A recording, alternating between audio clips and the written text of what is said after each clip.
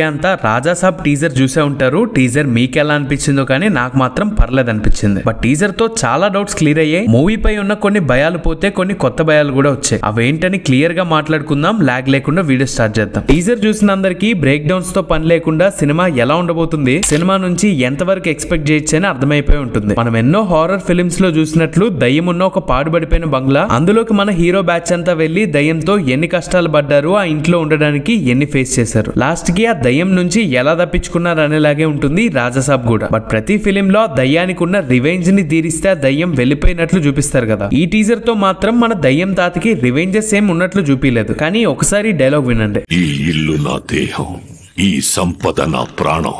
ఈ బంగ్లా అయిన బాడీ అయితే అందులో ఉన్న సంపద అయిన ప్రాణం అన్నట్లు చెప్తున్నారు. అండ్ ఆయన చనిపోయిన ఆయన తర్వాత కూడా అది ఆయన మాత్రమే అనుభవించాలని చెప్తున్నారు. ఈ టీజర్ స్టార్టింగ్ లో వచ్చిన ఈ డైలాగ్ తోనే మూవీ మెయిన్ ప్లాట్ ఏంటని చూపించేశారు మారుతి గారు. ఈ పెద్ద మహల్లో ఫ్లాష్ బ్యాక్ లో చనిపోయిన మన రాజు గారు అక్కడే దయ్యంలా కోర్టులోనే ఉండిపోయి ఉంటారు. మేబీ ఆయన చావుకు కారణం కూడా ఆయన దగ్గర ఉన్న ధనమే అవ్వండొచ్చు. సో ఆయన మాత్రమే అనుభవించాలనుకుంటున్న ఆ ధనాన్ని ఆయన చనిపోయిన తర్వాత కూడా ఎవరు ముట్టుకోవాలని చూసినా, ఆ ఇంటిని ఆ ధనాన్ని ఎవరు అనుభవించాలని చూసినా మన గోస్ట్ రాజాకి తిక్కలేసి అందరికి చుక్కలు చూపిస్తాడేమో. ప్రభాస్ గారి బ్యాచ్ అంతా కోర్టులోకి ఎందుకు వచ్చారో తెలియదు, కానీ వచ్చిన తర్వాత ఈ ప్లాట్ చుట్టే సినిమా అంతా తిరుగుతుంది. రాజాసాబ్ కథ ఎలా ఉండబోతుంది, దయ్యం ఇంట్లోకి హీరో బ్యాచ్ రావటం, ఆ దయ్యాన్ని ఇంట్లో నుంచి పంపించేయటం రొటీన్ గానే ఉన్నా మారుతి గారు టీజర్ లాంచ్ ఈవెంట్ లో చెప్పిన స్టేట్మెంట్ తర్వాత ఎందుకో ఈసారి ఈ హారర్ కామెడీ రొటీన్ గా కాకుండా కొంచెం కొత్తగా చూపిస్తారేమో నమ్మకం వచ్చింది. నేను ప్రామిస్ చేస్తున్నా, ఈ రోజు ఇది జస్ట్ టీజర్. ఈ వరల్డ్ ఎలా ఉంటుందో మీకు జస్ట్ చూపించామంతే. ఇది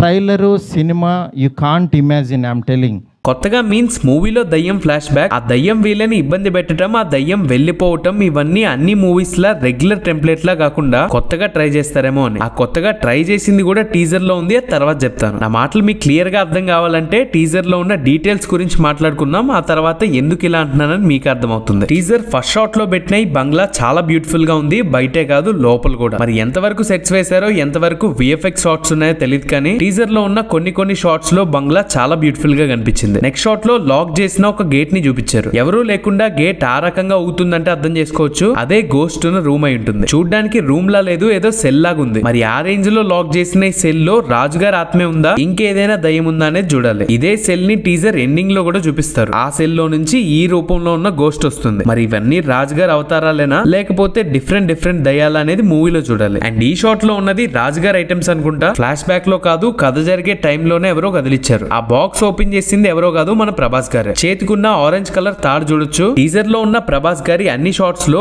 మాక్సిమం ఆయన హ్యాండ్ కి అదే ఆరెంజ్ కలర్ తాడు ఉంటుంది. మూవీలో ఈ క్యాట్ ని CGI చేసి ఉండొచ్చేమో గానీ ఇలా హెయిర్ లెస్ అండ్ పెద్ద ఇయర్స్ తో స్పింక్స్ అనే బ్రీడ్ లో క్యాట్స్ రియల్ గానే ఉన్నాయి. ఆ డెవిల్ హౌస్ లో భయంకరంగా ఉండడానికి చూస్ చేసుకున్నారేమో ఈ బ్రీడ్ క్యాట్ ని. నేను మరీ అంత ఎదవలా కనపడుతున్నానా? అండ్ నెక్స్ట్ షాట్ లో సంజయ్ దత్ గారి పెయింటింగ్ ఫ్రేమ్ తో పాటు ఇంకొక ఫ్రేమ్ ని కూడా చూపించారు. ఫస్ట్ ఫ్రేమ్ ఓకే గానీ సెకండ్ ఫ్రేమ్ లో ఉంది ఎవరనేది అర్థం కాలేదు. ఎవరైతే ఏం కానీ ఇవిడ ఒకటే కాదు, ఇంకా చాలా ఫ్రేమ్స్ ఉన్నాయి కోర్టులో. ఫ్రేమ్ లో నుంచి దయ్యాలు కూడా బయటకు వస్తున్నాయి. ఈ ఫ్రేమ్ ఉండే షాట్ ని చూసుకుంటే రాజుగారు చిల్ అయ్యే ప్లేస్ అనుకుంటేది. ఆయన కూర్చుండే చైర్, స్టిక్, చదివే బుక్ అండ్ టెలిఫోన్ తో పాటు ఇటు సైడ్ కొంచెం స్పెషల్ సామాగ్రి కూడా ఉన్నాయి. మేబీ రాజుగారు పెయింటింగ్స్ పిచ్చోడ్ అయి ఉంటాడేమో, అందుకే కోట్ అంతా పెయింటింగ్స్ పెట్టించుకున్నారు. మాలవిక మోహన్ ఎక్కడికో వెళ్తుంది, గది ఎక్కడుంది, అందులో వాటర్ ఎందుకుందో తెలియదు, కానీ పాప ఇక్కడ ఎవరినో చూసి గట్టిగానే షాక్ అయింది. ఈ కోట్ లో వాటర్ ఎలా వచ్చిందో తెలియదు, కానీ ఈ షాట్ లో వాటర్ చాలా ఫోర్స్ గా వస్తున్నట్లు కనిపిస్తుంది. ఇక్కడ స్టార్ట్ అయిన ఈ వాటర్ అనుకుంటా మన ప్రభాస్ గారి కాళ్ళకి వాటర్ నుంచి బ్లడ్ లా టచ్ అయింది. అలా ఎలా చెప్తున్నానంటే టీజర్ లో ఏదో పూజ చేస్తున్నట్లు ఈ షాట్ మీలో ఎంతమంది గమనించారో గానీ కాస్త బాగా గమనిస్తే అక్కడ ఉంది మన సంజయ్ దత్. ఫ్లాష్ బ్యాక్ లో యంగర్ సంజయ్ దత్ అనుకుంటా. దేనికోసం పూజ చేస్తున్నాడో తెలియదు, కానీ ఆ పూజ చేస్తున్న ప్లేస్ వాటర్ బ్లాస్ట్ లాగా వచ్చిన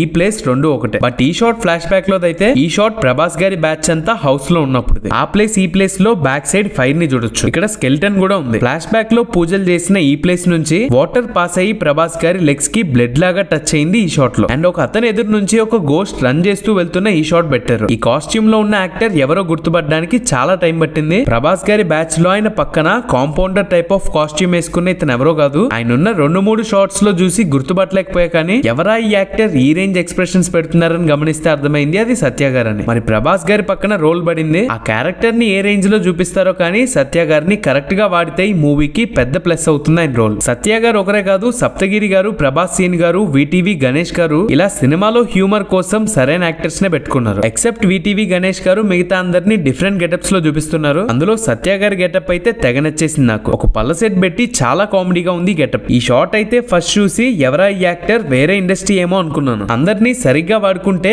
కావాల్సినంత ఫన్ చేయగలిగే క్యాపబిలిటీ ఉన్న యాక్టర్స్ వీళ్ళంతా. మరి చూద్దాం మారుతి గారు ఎలా వాడతారు. దీని తర్వాత టీజర్ లాస్ట్ లో చూపించిన ఈ సీక్వెన్సే మూవీ క్లైమాక్స్ అనుకుంటా. టీజర్ మొత్తంలో చాలా షాట్స్ పెట్టారు. లాస్ట్ లో పెట్టిన ఈ షాట్ తో పాటు ఈ షాట్ కూడా ఈ సీన్ లో జరిగాయి. అయితే టీజర్ లో ఇప్పుడు పెట్టిన ఈ సింగిల్ క్రొకడైల్ షాట్ తో పాటు ఫ్యాన్స్ కోసం దాచారేమో ఆ షాట్స్ ని టీజర్ లోంచి తీసేశారు. మేబీ క్రొకడైల్ తో ప్రభాస్ గారికి చిన్న ఫైట్ లాంటిది ఏమైనా ఉందేమో, దాన్నే తీసేసి ఉంటారు. అలా అనడానికి రీజన్ ఈ షాట్ లో ఫైర్ స్టిక్ పట్టుకున్న ప్రభాస్ గారు దాన్ని వాటర్ దగ్గరికి తీసుకొచ్చి పెడతారు. ఈ షాట్ లో అదే వాటర్ నుంచి క్రొకడైల్ బయటకు వస్తున్న షాట్ పెట్టారు టీజర్. ఈ స్టఫ్ అంతా క్లైమాక్స్ సీన్ లో. అండ్ ఈ షాట్, ఈ సీక్వెన్స్ అంతా జరగక ముందు జరిగేదా, సీక్వెన్స్ కంప్లీట్ అయిపోయాక క్లైమాక్స్ లో జరిగేదా అనేది మూవీలో చూడాలి. అండ్ ఆ దయ్యాల కొంప నుంచి కాస్త బయటకు వచ్చి మిగతా షాట్స్ గురించి మాట్లాడుకుంటే, క్రిస్మస్ రోజు పార్టీ చేసుకుంటే సీన్స్ అనుకుంటే ఇవన్నీ. ప్రభాస్ గారి ఫస్ట్ లుక్ పోస్టర్ కూడా ఈ కాస్ట్యూమ్ లో. బ్యాక్ సైడ్ అంతా క్రిస్మస్ డెకరేషన్ చూడొచ్చు. టీజర్ లో చర్చ్ లోని నన్లా నిధి అగర్వాల్ ని చూపించారు. బట్ ఈ సీన్ లో మాత్రం మాలవిక మోహన్ గారే ఉన్నట్లు. ఇదే కాస్ట్యూమ్ లో నెక్స్ట్ డే మార్నింగ్ జరిగే సీన్ ఇది. అండ్ ఈ షాట్ లో జరుగుతున్న ఫైట్స్ రెండు ఒకటే సీన్ అనుకుంటా. మాక్సిమం ఈ హౌస్ లోకి అంతా ఎంటర్ అవ్వక ముందు ఈ ఇద్దరు హీరోయిన్స్ తో ప్రభాస్ గారి లవ్ ట్రాక్ చూపిస్తారు అనుకుంటా. నిధి అగర్వాల్ ని నన్లా చూపించారు కాబట్టి ఆ గోస్ట్ కి నిధి అగర్వాల్ కి సరైన సీన్ పడే ఛాన్స్ కూడా ఉంది. రిద్ది కుమార్ క్యారెక్టర్ ఏంటని టీజర్ లో రివీల్ చేయలేదు. జస్ట్ ముగ్గురు ఉన్న ఒక షాట్ మాత్రమే చూపించారు. అండ్ ఈ షాట్ లో జరిగే ఈ ఫైట్ లో చాలా డీటెయిలింగ్ ఉంది. ఈ ముగ్గురు హీరోయిన్స్ ఒకే ఫ్రేమ్ లో ఉండే ఈ సీన్ లో వీళ్ళు వేసుకున్న సేమ్ కాస్ట్యూమ్స్ తో ఫైట్ చేస్తున్న ప్రభాస్ గారి పక్కనే వీళ్ళ ముగ్గురిని చూడొచ్చు. ఇక ట్విస్ట్ ఏంటంటే,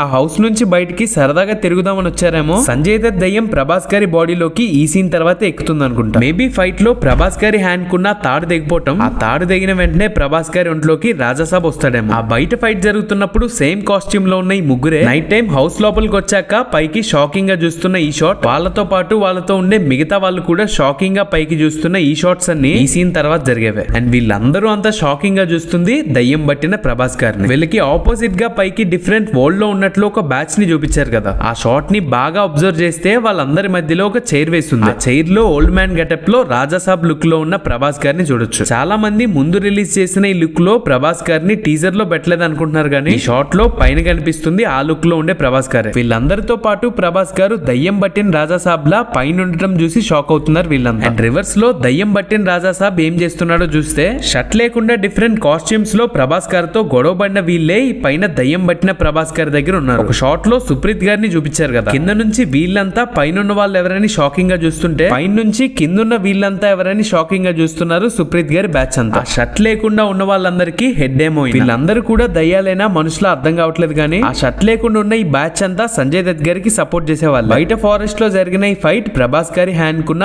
తాన్ని తీసేయడానికి అనుకుంటా. ఈ షాట్ లో చూడండి, బయట ఫైట్ చేసుకునే వాళ్ళు హౌస్ లోపలికి కూడా వచ్చేసారు. అంతా ప్రభాస్ గారి పైన పడిపోయారు. ఆయన హ్యాండ్ కున్న తాడిని పీకడానికి వస్తున్నట్లు చూపించారు ఈ షాట్ లో. చేతికున్న తాడు తీసేసాక తనలోకి రాజాసాబ్ వస్తాడేమో. మాక్సిమం సీన్ అంతా ఇంతే ఉంటుంది, కానీ సుప్రీత్ గారి బ్యాచ్ అంతా మనుషులా దయ్యాలా, అసలు వాళ్ళంతా వీళ్ళకి ఆపోజిట్ గా పైకి ఎందుకున్నారు అనేది చాలా కన్ఫ్యూజింగ్ గా ఉంది. మేబీ మారుతి గారు రొటీన్ గా కాకుండా డిఫరెంట్ గా ఉంటుందని చెప్పింది కథలోని దీని గురించే. ప్రభాస్ గారి Raja Saab look motion poster video కూడా సేమ్ ఈ కాన్సెప్ట్ ని చూపిస్తూనే డిజైన్ చేశారు. ఈ షాట్ లో రాజాసాబ్ గెటప్ లో ఉన్న ప్రభాస్ గారు గాల్లో లేపి కొడుతుంది సుప్రీత్ గారు. బట్ అలా తలకిందులుగా ఎందుకున్నారు, పైన ఉన్న వాళ్ళంతా ఎవరు, దయ్యం పట్టిన ప్రభాస్ గారు ఆ బ్యాచ్ తో ఎందుకున్నారు అనేది మూవీ చూసాక అర్థమవుతుంది. ఇంకా మిగిలిన డీటెయిల్స్ చూస్తే, సంజయ్ దత్ గారు ఓల్డ్ లుక్ లో పియానో ప్లే చేస్తున్న ఈ షాట్స్ పెట్టారు. ప్రభాస్ గారి టైంలో ఆ గోస్ట్ వచ్చినప్పుడు ప్రభాస్ గారే ఓల్డ్ లుక్ లోకి మారుతున్నారు కాబట్టి ఈ షాట్స్ ఫ్లాష్ బ్యాక్ లో అనుకోలేము. ఈ షాట్స్ లో హౌస్ లోని లైటింగ్, కలర్ ప్యాలెట్ అంతా ప్రభాస్ గారి టైంలో జరుగుతున్నట్లే ఉంది. లాస్ట్ లో ప్రభాస్ గారు తాత వైర్ గురికేశాడనే డైలాగ్ కూడా ఈ ఓల్డ్ రాజాసాబ్ ని చూస్తేనే చెప్తాడు కదా. అండ్ వైట్ కలర్ డ్రెస్ లో డాన్స్ చేస్తున్న వీళ్ళు కూడా పియానో ప్లే చేస్తున్న మ్యూజిక్ కి డాన్స్ చేస్తున్నట్లు. దీనికి కూడా ఒక డీటెయిలింగ్ ఉంది, కానీ కొంచెం సిల్లీగా ఉంటుంది, వద్దులేండి. ఇంకా గోల్డ్ అంతా ఒంటి పైన వేసుకున్న ఇంకొక షాట్ చూపించారు. ఈ షాట్ లో ఏమో ఆయన చూడడానికి దయ్యంలా ఉన్నారు, కానీ లుక్స్ ఏమో యంగ్ గా ఉన్నాయి. ఫ్లాష్ బ్యాక్ అయి ఉండొచ్చు. మేబీ ట్రైన్ వెనక హార్స్ తో వెళ్లే సీన్ లోదే ఈ షాట్ అనుకుంటా. ఇంకా ఫ్లాష్ బ్యాక్ షాట్స్ చాలా పెట్టారు. అండ్ ఆ ఫ్లాష్ బ్యాక్ లో సముద్రకని గారు కూడా ఒక రోల్ చేస్తున్నారు. ఓమాన్ ఇరానీ గారు ఉన్నారు. దేవరా మూవీలో దేవరా మదర్ గా చేసిన ఆవిడ కూడా ఉన్నారు. మరి ఇంత పెద్ద కాస్టింగ్ ని మారుతి గారు ఎలా హ్యాండిల్ చేశారనేది మూవీ రిలీజ్ అయ్యాక తెలుస్తుంది. మాక్సిమం అన్ని కవర్ చేశాను.